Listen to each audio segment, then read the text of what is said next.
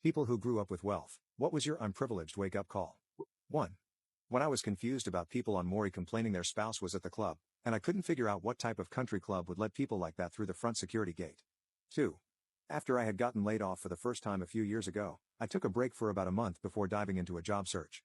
I was at the self-checkout at the grocery store next to a woman paying with food stamps. I had recently gotten $100,000 from my grandmother's inheritance, and it hit me, I'm unemployed, not even trying to find a job, and I just got a boatload of money because somebody else passed away. And she's the one people think is the freeloader. 3. My parents are wealthy, but I grew up in a place where many of my peers' parents were super duper crazy wealthy, so I had a really skewed understanding of wealth. It was really eye-opening for me when I went to college.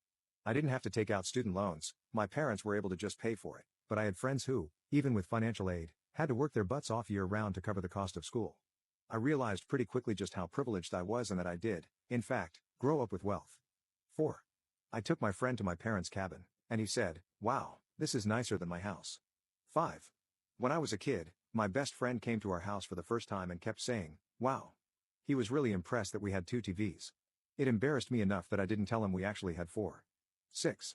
Becoming an adult and realizing that I have extremely good role models as parents, because when they have disagreements, they talk them out, and I have never, ever heard them argue or badmouth each other.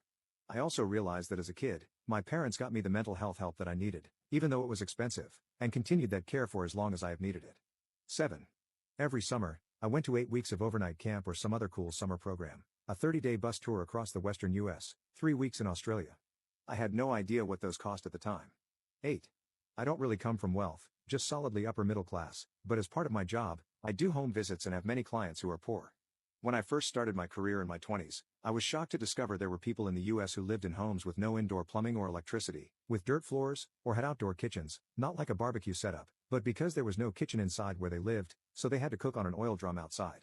I had no idea. 9. I was gonna say I realized how privileged I was when I spent a summer with my great-grandmother in a small village in rural Hungary. No indoor running water, the only phone was at the church, and everyone came out to touch the rental car we drove there in. This was in the late 1980s. 10. My parents loved to travel. By the time I was 16, I had been to every continent aside from Antarctica. I didn't realize that this was privileged behavior until I went to college, and most of the guys I met had never left the country.